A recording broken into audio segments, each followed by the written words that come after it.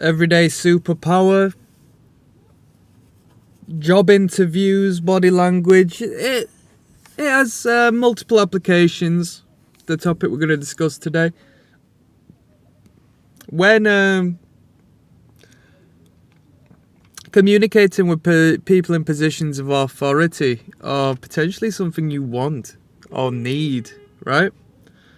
My question to you is, are you willing to submit? Can you be submissive as a man? As a woman, it should be, relatively simple. But as a man with an ego, as a man who wants to be number one and has his own incentives, can you submit? You go to your job interview, that potential employer, your new potential employer, isn't going to want an equal or somebody to look up to. They're going to want a subordinate. So, questions are going to be asked in the interview to sort of understand you and piece you together, but the question that won't be asked, which sort of stands at the forefront, is, are you willing to submit? And are you willing to submit to the fullest? To what degree will you submit to me to ensure that you make me money? Pimping and hoeing, right? It doesn't differ much, does it, right? Are you willing to submit to the fullest to make me your new daddy money, right? Are you willing to do so? You go to that job interview, you don't want to be a dominant force. You want to be cool, calm, confident. You want to fill the void that the company and that this individual doesn't have. I've been to job interviews as to where people have stolen from the workplace before, okay? So they're looking for someone they can trust.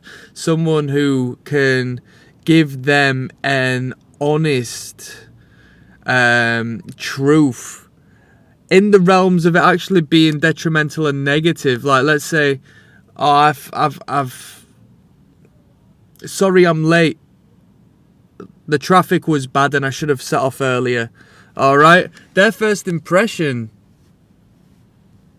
might be of somebody who's turned up late, but it's also of one who's been genuine and honest as to where they need that in the company, you see? So that's the salesmanship and the void you need to sort of look for. You need to create what they want. And as far as creating it, maybe more so just highlighting who you are in the right areas as to what they need more of, because there's no need lying. You yourself, if you're a cool cucumber, you're gonna have characteristics that they definitely need in that company. So you need to find things out. Right. You're sitting there at the desk, you're sitting there, here, there and everywhere, you're having a look around the venue as to where you might potentially be working. You are a submissive force. You get led by the manager, by the supervisor, by the employee, whomever. You don't lead the way. You get led like the child behind the parent, okay? Territorially, okay? You don't take up more space than you should. You don't go and put your bag on another seat. You don't take your bag and put it on the table. You just ensure that wherever you leave your belongings, or wherever you expand your literal physiological, entity, your body, you're not taking up too much space. You're definitely not taking up more space than the boss, alright? It's a territory thing. It's a man thing. That might not even be a man who's potentially hiring you. I'm just speaking that purely as that's been my, general experience. But I have been hired by women. Regardless, you don't want to be a dominant force within the communication. Sexually speaking, potentially, but as far as, professionally speaking, no. No, you want to submit to the boss, because they aren't going to hire somebody who's got this character. Because if you are acting like the boss, what does that make them? Why are they going to hire you? They'll be out of a job. They want to hire somebody who can do their job and can take orders. and can play their role at the bottom of the pyramid, you see?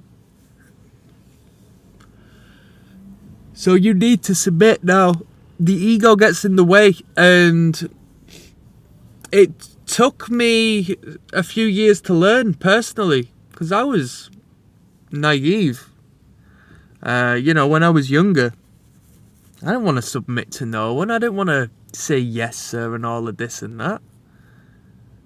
I mean, you don't have to get to the point where you're saying yes, sir, and all this and that. You can still have principles and boundaries, but you have to understand, to make your boss comfortable, you must not outshine the master, right? As we've learnt in a previous video.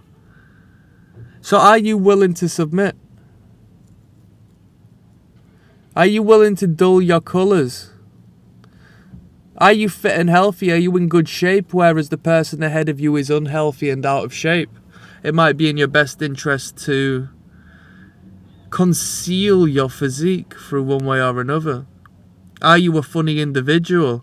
It might be best to tone your humour down if you are before the insecure man. I would assume by default every potential boss of mine is going to be insecure one way or another, right? Just presuppose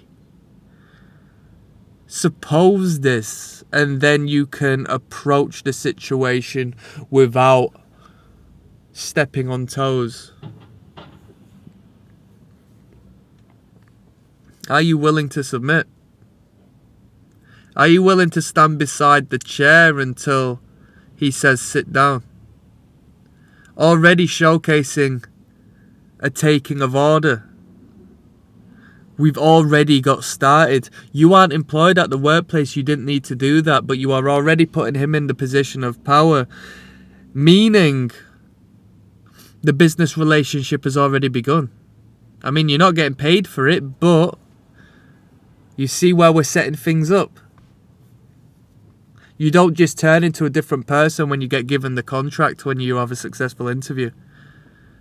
You have to personify the person who is going to be working at that job within the moment you meet your new potential employer. Are you willing to submit?